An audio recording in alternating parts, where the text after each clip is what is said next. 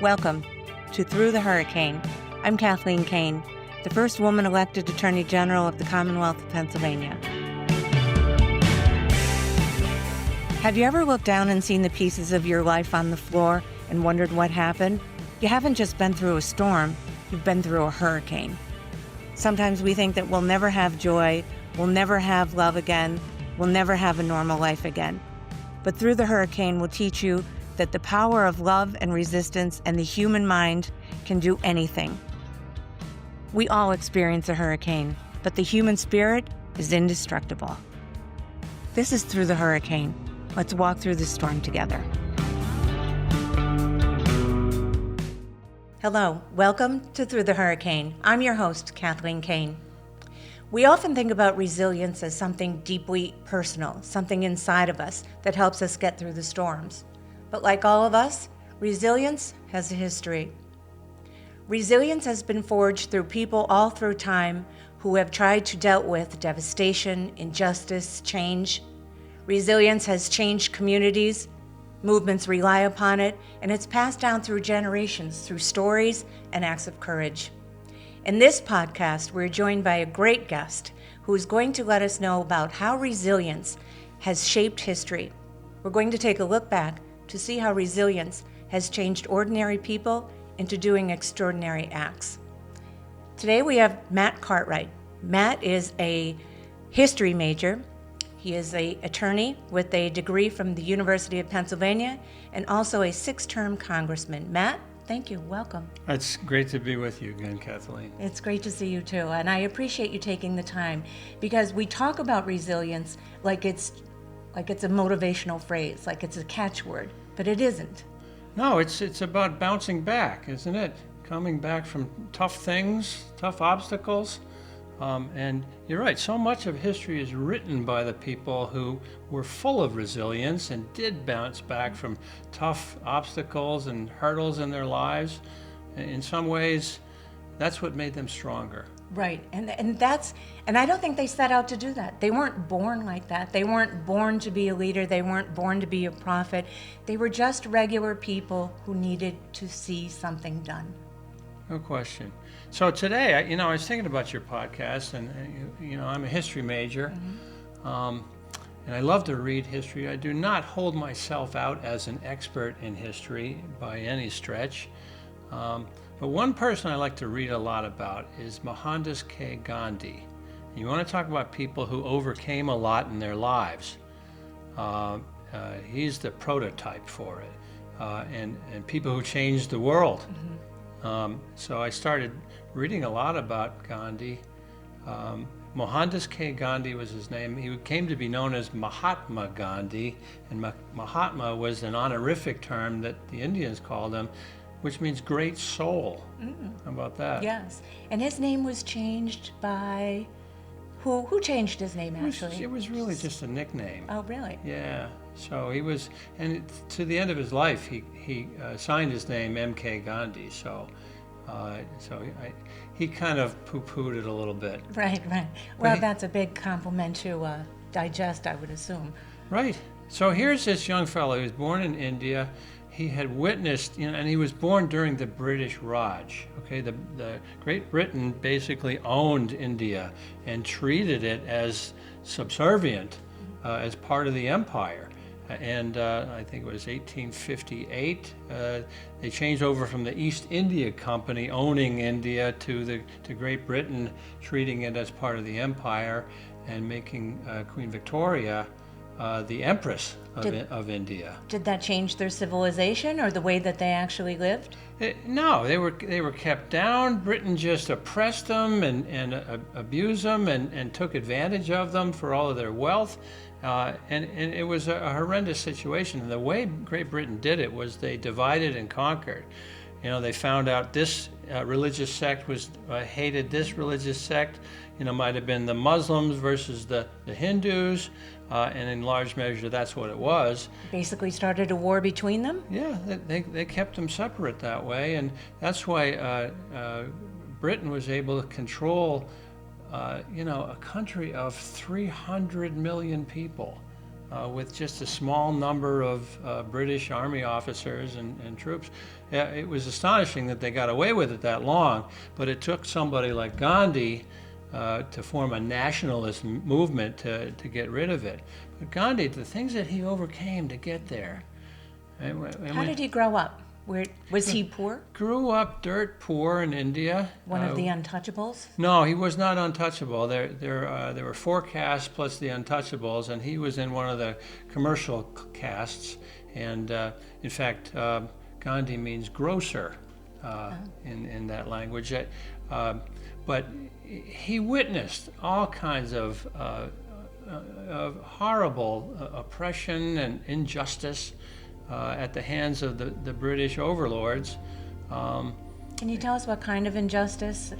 Well, for example, the First World War. Okay, Britain got into the First World War. You remember, it was all about Austria-Hungary succession and things like that, and the Balkans, and it was a European thing, really.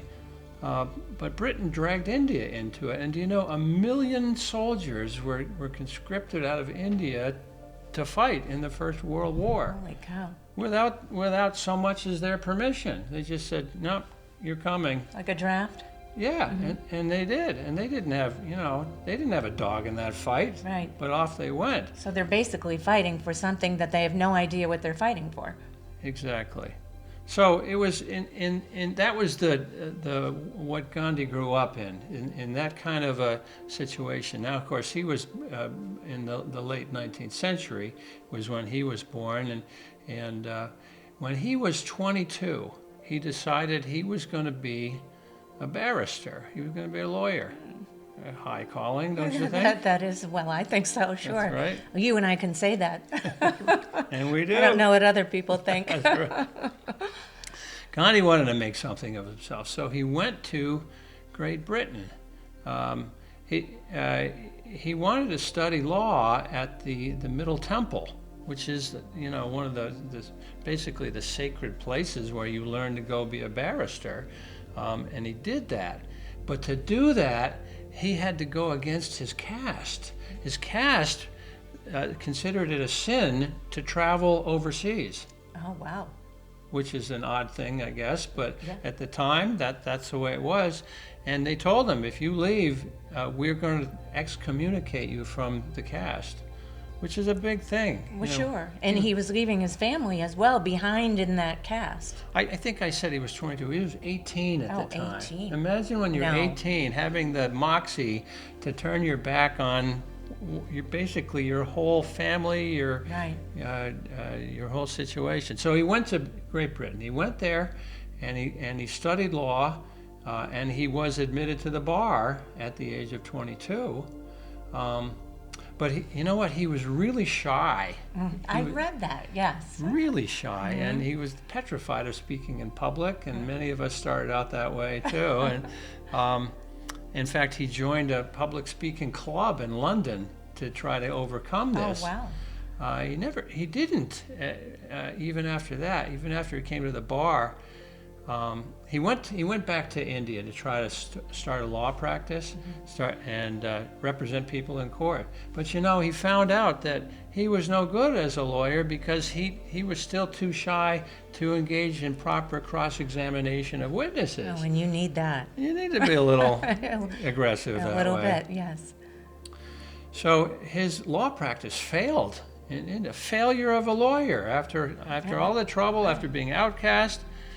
And then what he did was, through family connections, he found a client in Durban, South Africa, the port of Durban, very busy port in South Africa. And he had a commercial enterprise that he went to go represent. So he goes to South Africa, and the first thing he encounters is even worse discrimination and oppression and terrible treatment of anybody of color, of course. He was down there. He got kicked in the face by police officers, got pushed out of the path for walking on a footpath reserved for whites. And he probably had no idea that that was occurring before he left? It was, I don't know, but it was absolutely intolerable, and he began to realize the oppression, the injustice that was happening in South Africa, and in fact, what he did was, it was in South Africa that was where he kind of found his voice to start protesting. Like we said, sometimes when you get into court, you may not have anything to say, you're nervous, sometimes you get a little tongue-tied until somebody ticks you off. Right. Right? Right, we were just talking about that. And then your inner self comes out and it's no holds barred. Well, that's it. And he decided to start speaking out against it, and he actually started a protest movement in South Africa, and he called it the Indian Congress, and it was to stick up for Indians living in South Africa who were being discriminated against.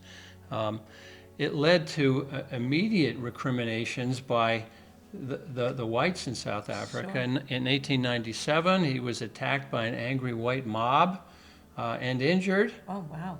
In true Gandhian style, he refused to submit a claim with the police against these people. And why do you think that is? What did that accomplish by not submitting a claim? He was starting to form this ethos that he had, this idea, and he called it something fancy. The $50 word is satyagraha. Mm-hmm.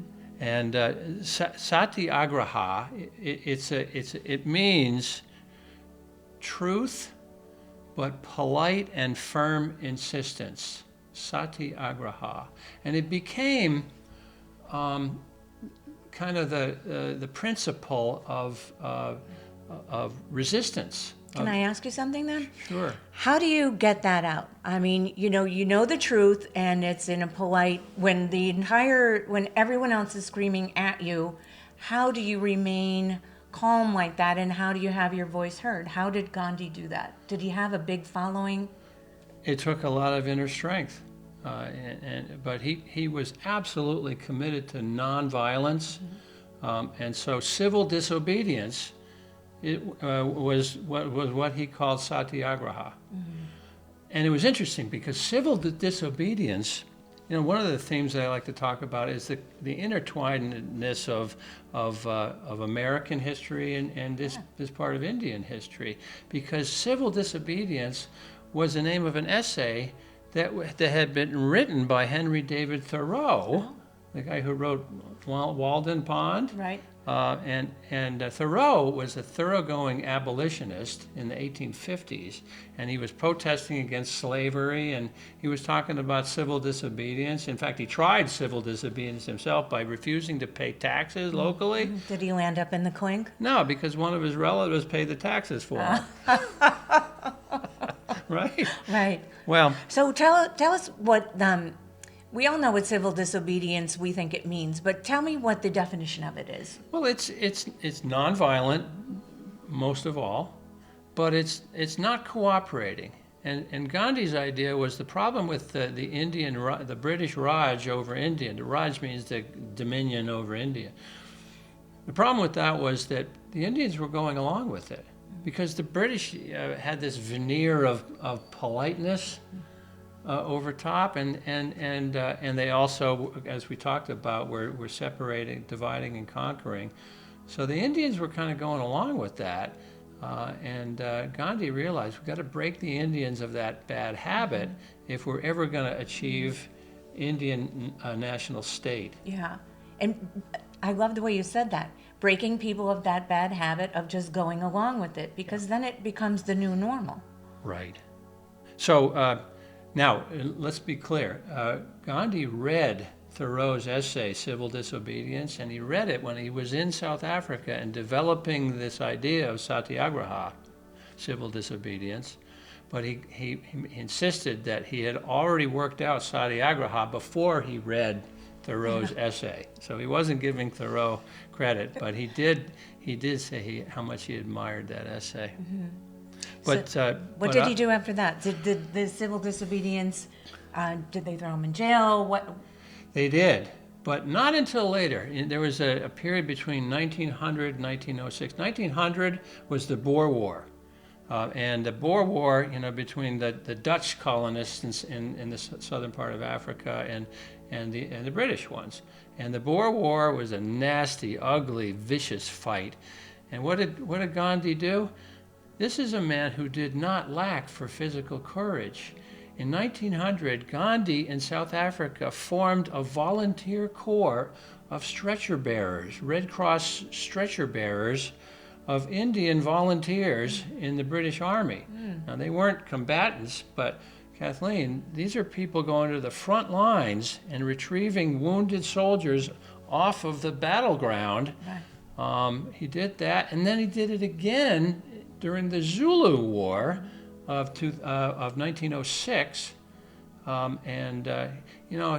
he sympathized with the Zulus and their claims, but all they were doing was toting stretcher bearers, and they did that again, and I suggest that if he was shy and afraid of anything before then, once you've been out on a battleground where there's bullets flying all around you, and you are braving those bullets and picking up wounded soldiers and carrying them back to safety, there's not a whole lot you're going to be afraid of after that. Oh, I can't even imagine what a war would be like, much less being on the battlefield or there. And I think the stretcher barriers are just as important. I think of the Marine and the Armed Forces slogan of "Leave no man behind." I mean, they're getting out there and doing the job so that the other men and women can fight. And I mean, I think it's amazing. But you know what?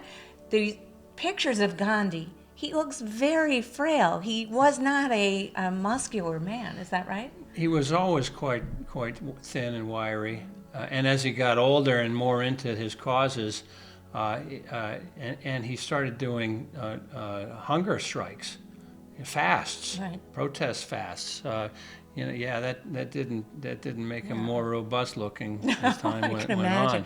But he wasn't like this, this big tough guy we think of, a soldier running out and grabbing these, the injured off the front line. He was this small, meek, shy man who just found a way of getting the job done, but still holding on to his principles of nonviolence. So now with I suggest what is his newfound courage after 2 times serving. In fact, he was awarded a Queen Victoria Medal for serving in the Boer War. And it's interesting, it's a little ironic. Guess who else served in the Boer War? Winston Churchill. Oh. He was actually captured and he escaped, and that was a large part of his personal narrative. Churchill and Gandhi disliked each other. Really? Well, I could see there's massive personality differences between them. Right, but Churchill was all about keeping the empire together. Right. And Gandhi was about taking the biggest jewel of the empire out and letting them be independent and rule themselves. So how did that work out between the two of them? Did they... Gandhi won. Did he? That's good to know. Spoiler alert. Spoiler. But, okay, so it's 1908, okay, and Gandhi has this newfound, I suggest, courage, okay? He's not afraid of going to jail, and in fact, he protested politely but firmly and nonviolently. He did this, and he got thrown in jail 4 times in South Africa for a total of about 7 months in jail. Protesting little things, like a little tax you had to pay if you weren't white. Right? Right. Outrageous things, really. But things that probably really just got under his skin. And sometimes those little things just keep adding to the disrespect and the dehumanization of people. That's exactly right. That's right. So he felt these things strongly. In 1915, he left South Africa. He left to go back to India.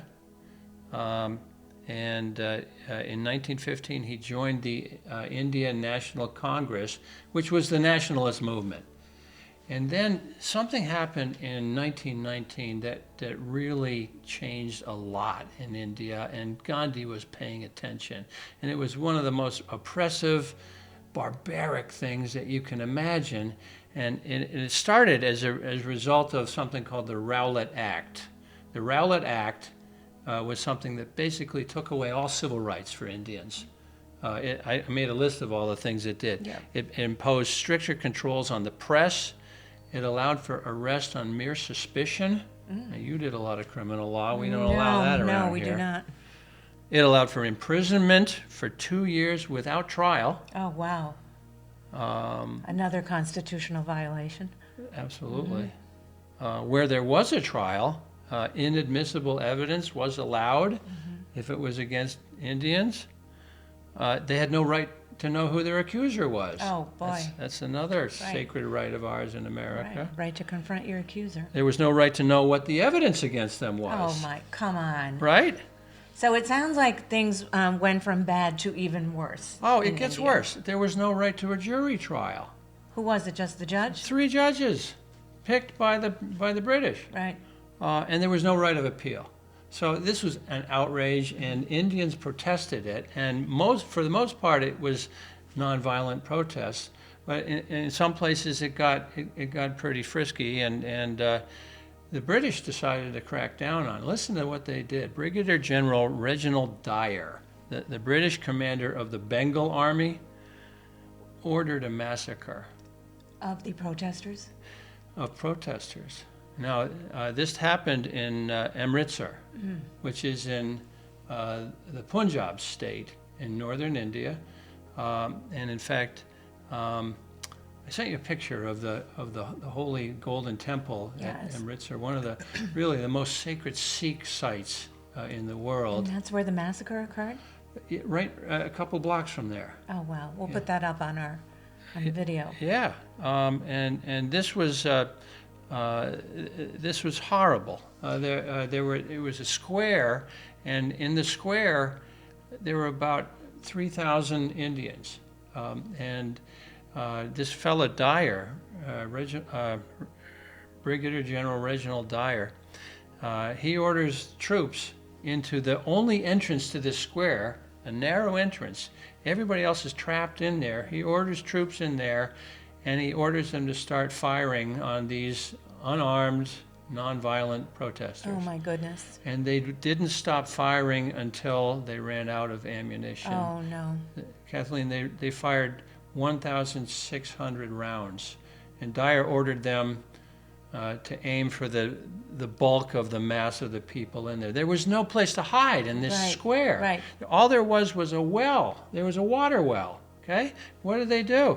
People jumped down into the well to try to avoid the gunfire, and they either drowned or they got crushed by other people jumping down into the well. It's horrible. That is horrible. That's disgusting. And for ordering this, believe it or not, this General Dyer, he was awarded a princely sum of money back home in Great Britain. Unbelievable. And what year was this again? This was 1919. Jeez. And that made the Boston Tea Party look like a walk in the park. Right. This was a massacre that took somewhere between 250 and 400 lives and another 1,500 wounded. With no repercussion.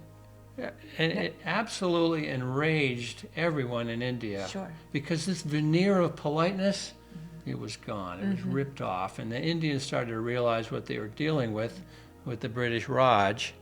Do you think that Gandhi at one point thought to himself, okay, maybe we should not have been peacefully protesting? Where did that get us? Now we're being slaughtered in a square? Do you think he ever had that moment of, I was wrong? I'm sure everybody does, has moments of doubt, but he didn't go that way. Stayed with nonviolence. He abhorred violence, and he ramped up his efforts. And you know what? I told you he joined the Indian National Congress by 1921, 2 years after this massacre. He had become the head of it. And how many people belonged to this Congress? I mean, were they strong enough, were big enough to actually accomplish something? Did they have a seat at the table? They did not. No, this was, it was like a shadow government, basically. It was not sanctioned or authorized by the British. They just did it. And Gandhi got involved. He dove right in, and became the leader by 1921. And then they started really doing a lot of protesting, and he was jailed in India for it. When they would protest, I mean, I think about, our protests here in the United States, and when Gandhi and his followers would protest, would they all show up and it would be quiet and peaceful, and what was their idea of a protest? Just so I can figure out what happens now as opposed to what happened in the past. Well, it was the whole spectrum, really, because there were violent protests, and Gandhi always declined to support that sort of thing. And I think that there was an attraction from, I mean, most people don't want to be violent, and they're afraid of it, and they don't want it to be part of their lives. So I think that was a big part of the genius of Gandhi, was that he realized most people go that way. Nevertheless, he got involved in protest after protest. I told you in 1921 he became the head of the Indian National Congress, which made him the head of the nationalist movement, the movement to throw the British out of India and become our own nation. And he got jailed in 1922. He got banged up for a term of 6 years, of which he served 2 years. Holy smokes! Yeah. Wow. And in fact, if you count up all of the times that he was jailed in South Africa and in India, he spent almost 7 years of his life in jail. Oh, wow. All for protesting. That's amazing. I mean, that's a will and such a hold to his principles. That's sometimes it's even hard to fathom, isn't it? It really is. I mean, he just kept getting beaten down. You would think once sit in jail, he would say, no, thank you. I'm just going to go back and be a barrister again. But he went right back out there. Right, and there are parallels in this country for that as well. But I want to talk to you about the spring of 1930, because he did something that was astonishing, and it was the Great Salt March, the March to the Sea. Now, there was a British law that said it was illegal for Indians to create salt, even to collect salt water and evaporate it, and then you have salt. It was illegal for Indians to do that because it had to be the British that did everything. And you had to buy it from the British. Basically, don't make it yourself. You must buy it from us. Exactly. Okay. So it was a minor crime to make salt. Okay. Gandhi was looking for a way to protest, and he fixed on, how about this salt thing? Salt is such an elemental thing. It's something you don't give a second thought to. It's something that's not a big deal. But he decided to have a salt march, and it was a march of 240 miles. He did it in 24 days, and he marched from east to west in India to the sea.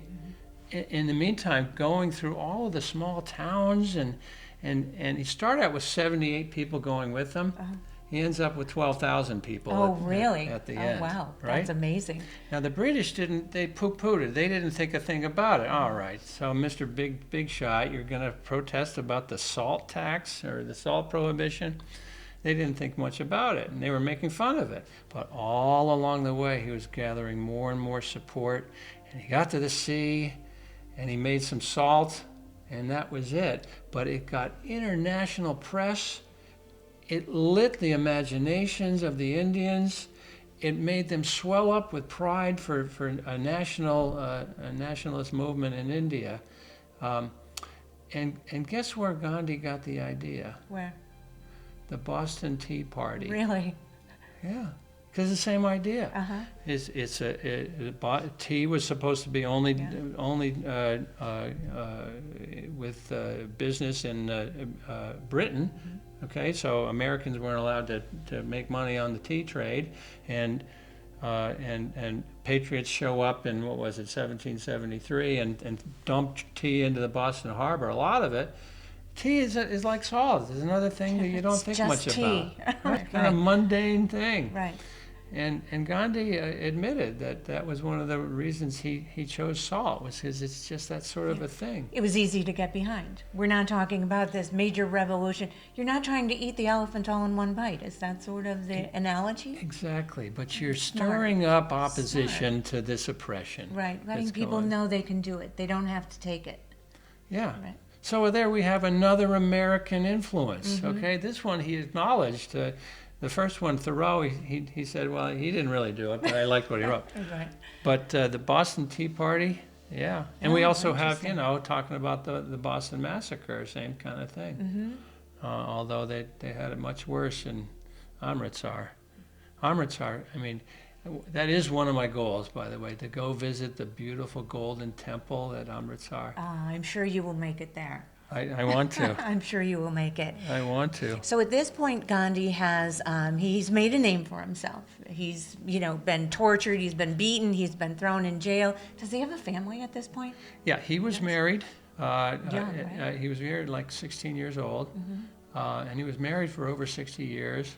In fact, his wife died in 1944 when he was in jail another time. And she was living with him in jail. Oh, really? Yeah, it was. Wow. It was that quite, is love, Matt. Yeah, That's love. it really is, and it was something he deeply regretted, that he wasn't able to provide her with better medical care. But yeah, that was quite a love story. I mean, that's a sacrifice, too. But so he's going through all of this. He's the leader of the nationalist movement. He now has some international mojo, with him now after the Salt March. But he's got a family, and he's still, just like we all do, we say we live everyday life even though we're going through, a storm, or you're fighting injustice, or whatever it is you're doing. Yeah. And he was doing the same. He's just a regular human like everyone else. Well, you think of all the things that he overcame to achieve what he achieved, and he is known as the father of modern India because in 1947 the British did leave. Now, to be sure, a lot of that had to do with World War II, because the British Army was occupied and decimated by World War II, and it was kind of propitious that Gandhi had basically readied the nation for Indian nationhood. Right. And that was the greatest joy to him, but it was also bittersweet, because one of the most important things to him was to unite all of India, all of the different religions. There's a lot of different religions in India, Hinduism, Sikhism, Islam. And it turned out that Islam and Hinduism were at each other's throats, which is something the British, as I mentioned, had always tried to engender, that kind of conflict. But in the end, they had to partition India and create Pakistan to be the Muslim state to the West. And it broke Gandhi's heart that he wasn't able to bring Indians of all religions together in one nation state. To be sure, he was thrilled that they threw the British out finally, right. And that was his life goal. But he was hoping to keep India together. And of course, there was an awful lot of violence after the partition into India and Pakistan. There was a migration of the Muslims to the west to Pakistan, and the Hindus from the east, from the west to the east to India. So now you had a Muslim state and a non-Muslim state. The violence was horrific. Any kind of restraint that people had exhibited up to then, they just forgot it and they let loose. Over 500,000 people were slaughtered, men, women, children. It so upset Gandhi that he actually went on a hunger strike to make them stop. Oh, really? I heard about the hunger strike. I thought that he was doing that to be released from prison, which didn't make a lot of sense to me, but to make them stop. No, he had a bunch of hunger strikes. Oh, he had more than one. So you're absolutely right. You're absolutely right. A bunch of them were to get out of jail. Okay. because the British could see it would be a horror if they were Right. responsible for his death. And on their watch. So he had this hunger strike to stop the carnage. How did it work? In large respect, it did, but there was an awful lot of bad animus between Pakistan and India that endures till today, obviously. What do you think Gandhi would say was his greatest accomplishment? If he were alive today, the spreading of his philosophy of satyagraha, of civil disobedience, of nonviolent protesting, polite insistence on equality, and so it got picked up all over the world. I mean, it really is masterful in one way, but it's also very risky in another way. I mean, right? I mean, we're telling people, don't react, don't shout, don't have violence, don't act out. You know, we're kind of living in a reality TV world almost, you know, where you flip the table and you've just made $1 million. But Gandhi had to go against sometimes the natural instincts of people and say, don't react.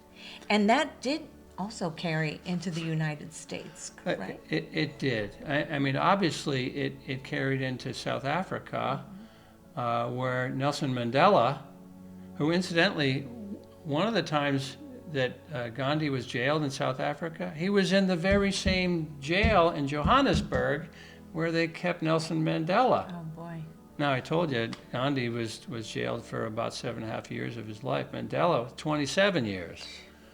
But Mandela absolutely gave so much credit to Gandhi for the way he went about pushing back against oppression and establishing equal rights for people of all races. I mean, Gandhi would say he was proud of that it spread to Mandela. Sure, right. And I think Gandhi would also say he's proud of the way it spread to America. Now, you know, we're here during Black History Month, and Yes. far be it from me, I do not profess to be some sort of authority on either Indian history or Black history, but I'm interested in it. And I think I have a right to mention it once in a while. I want to read to you from something that Martin Luther King Jr. wrote. Okay. He argued that the Gandhian philosophy of satyagraha was, quote, the only morally and practically sound method open to oppressed people in their struggle for freedom. And then he wrote an article in 1958, and now we're talking about, you know, the Birmingham bus protests, you know, at that point. This is what King wrote in 1958, long before Bloody Sunday and long before the I Have a Dream speech, things like that. Early on, King wrote this. Bear with me, it's kind of long. Oh, go right ahead. Often the question has arisen concerning my own intellectual pilgrimage to nonviolence. In order to get at this question, it is necessary to go back to my early teens in Atlanta. I had grown up abhorring not only segregation, but also the oppressive and barbarous acts that grew out of it. I had passed spots where Negroes had been savagely lynched and had watched the KKK on its rides at night. I had seen Southern police brutality with my own eyes and watched Negroes receive the most tragic injustice in the courts. All of these things had done something to my growing personality. I had come perilously close to resenting all white people. So when I went to Atlanta's Morehouse College as a freshman in 1944, the same year that Gandhi's wife died in jail, he said, my concern for racial and economic justice was already substantial. During my student days at Morehouse, I read Thoreau's essay on civil disobedience for the first time. Fascinated by the idea of refusing to cooperate with an evil system, I was so deeply moved that I reread the work several times. This was my first intellectual contact with the theory of nonviolent resistance. Like most people, I had heard of Gandhi, but I had never studied him seriously. As I read, I became deeply fascinated by his campaigns of nonviolent resistance. I was particularly moved by the Salt March to the Sea and his numerous fasts. The whole concept of satyagraha. Satya is truth, which equals love, and agraha is force. Satyagraha, therefore, means truth force or love force, was profoundly significant to me. As I delved deeper into the philosophy of Gandhi, my skepticism concerning the power of love gradually diminished, and I came to see for the first time its potency in the area of social reform. Prior to reading Gandhi, I had about concluded that the ethics of Jesus were only effective in individual relationship. The turn the other cheek philosophy and the love your enemies philosophy were only valid, I felt, when individuals were in conflict with other individuals. When racial groups and nations were in conflict, a more realistic approach seemed necessary. But after reading Gandhi, I saw how utterly mistaken I was. He said Gandhi was probably the first person in history to lift the love ethic of Jesus above mere interaction between individuals to a powerful and effective social force on a large scale. Love for Gandhi was a potent instrument for social and collective transformation. It was in this Gandhian emphasis on love and nonviolence that I discovered the method for social reform that I had been seeking for so many months.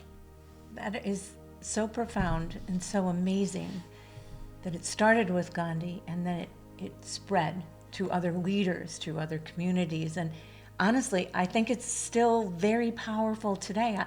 I mean, you see the signs out in people's yard. Hate has no home here. Love conquers hate. All of those signs is exactly what Gandhi started. It takes love, it takes patience, it takes the ability to restrain oneself, and it takes, above all, courage. I was fortunate to serve in the Congress with Congressman John Lewis, who was at the head of the march in 1965 in Selma, Alabama, when the Alabama State Police were there with billy clubs and savagely attacked these peaceful, unarmed, nonviolent marchers. And you can see the video.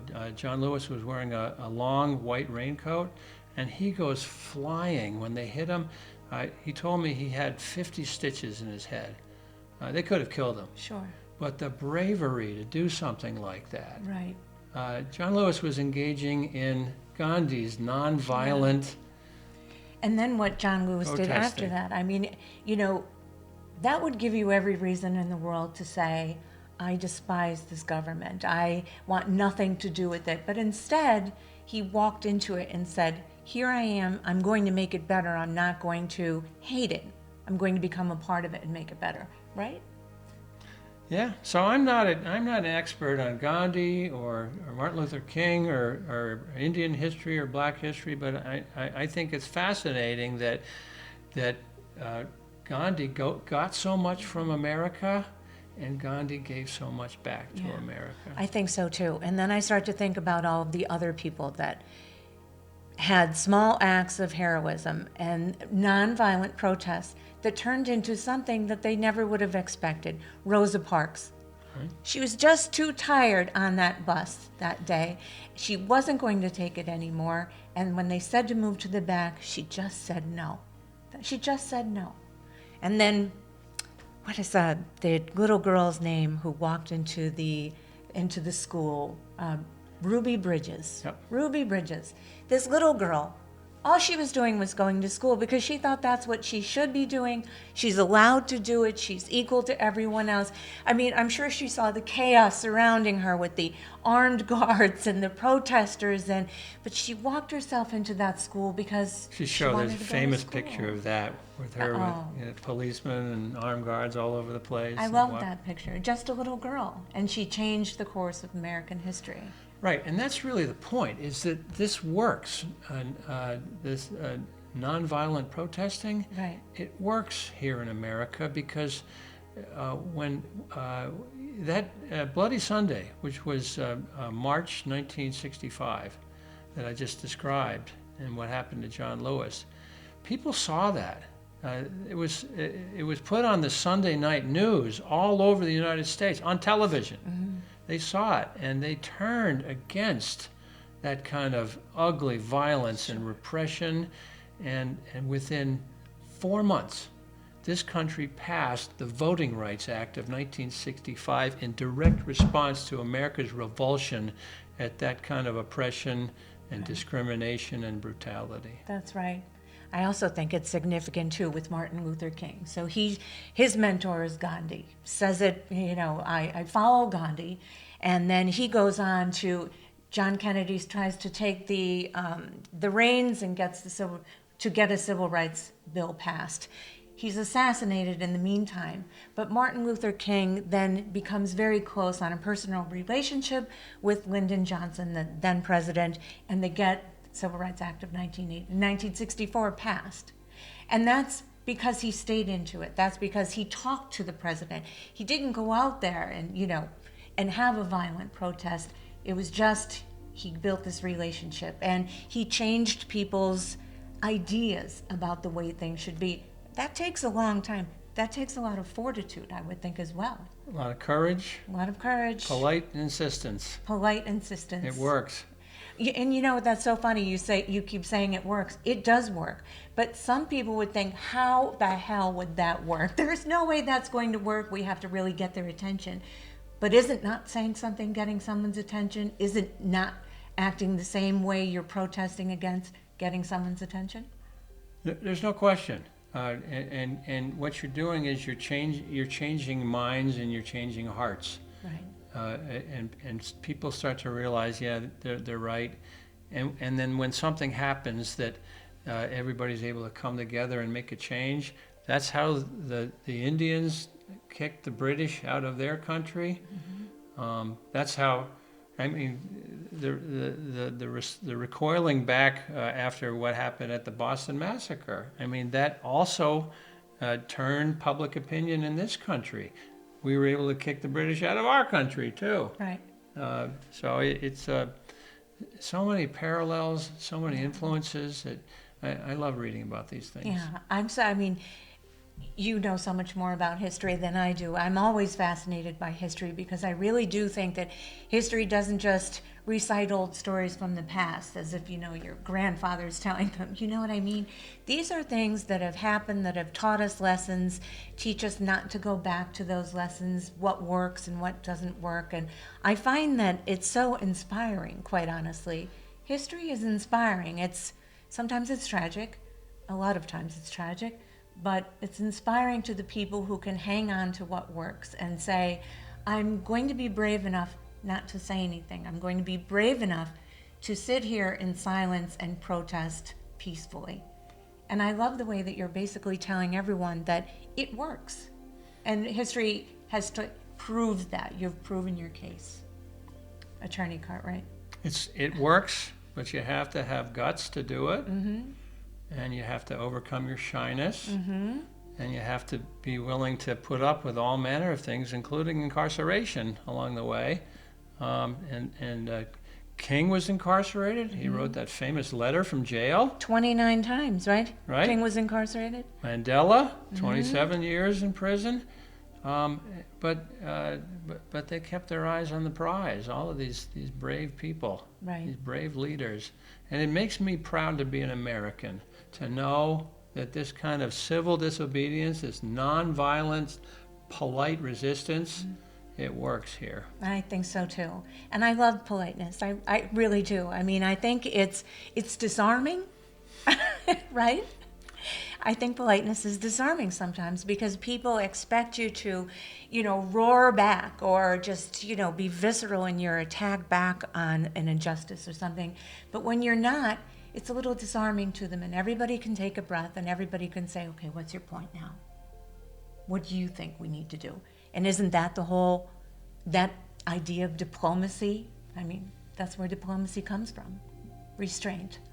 That's well said. Well, thank you. I appreciate, you have taught me so much in this one episode. I'm very grateful for it, but I'm mostly glad about what you said about you're proud to be an American, because sometimes we need that. Sometimes we need somebody to stand up and say, oh, we've got a lot of problems, but I'm proud to be an American. And I feel the same as well. I have if you saw it on your way in here, a flag flying on, we have a flagpole. It's a massive flag. Did you see it? I thought it was a Burger King I was pulling into. I've always dreamed of having the Burger King flag, by the way. But that flag is over 50 years old. I'm 59. The flag is over 50 years old. My sister and I were given it by our Aunt Joan and Aunt Ellen on our birthday, which happens to be Flag Day. Wow. And the flag was missing for decades. Decades. And I always wondered, what happened to that flag? I loved it. Wow. My Aunt Joan passed away. We were cleaning out her house, and I had the unfortunate task of going up into the attic in 95-degree heat and cleaning that portion out. And I was sweating. I was, like, why do I get this job? And there it was, perfectly folded in this sealed tight bag. I knew it was our flag before I even got there. I had the chills. I just had this feeling and I took it out, and it was our flag. I actually had tears in my eyes, and I couldn't wait to put it up. And my Aunt Ellen said, you can only put it up on Flag Day.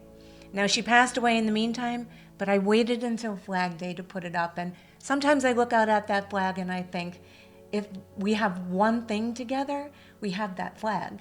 And that teaches us to be unified, and that teaches us that we are all in this together, and that we are one nation under God. Amen. Yeah, amen. Hallelujah. I appreciate your knowledge. I think your knowledge is astounding, quite honestly. But I knew that before you came on this podcast.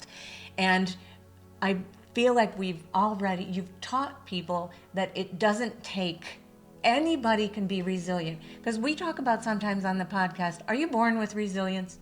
No. Do you wake up in the morning with it? Mm-mm. Who gets to be resilient? Somebody who's been punched in the face.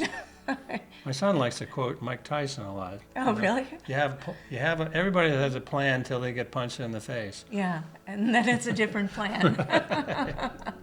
Yeah, but you taught us that anybody can be resilient, and you taught us that through our history lesson. And there's another one. There's an author, a speaker, a public figure. His name is Willie Jolly, and he said this. And it's something that our Democratic leader down in Congress, Hakeem Jeffries, likes to quote a lot. A setback is just a setup for a comeback. That is true. That is true. It depends on whether you want it. That's where I think your personal choice comes in. Do you want it? Do you want to continue, or do you want to just ignore it? We have that choice, right? We have free will. We have free will. I think that the way that we react to things, resilience allows us to react in a way that we believe we're going to change something. Well, what a pleasure to be on your podcast, Kathleen. The pleasure was all ours. I truly appreciate your time. I know you're very busy.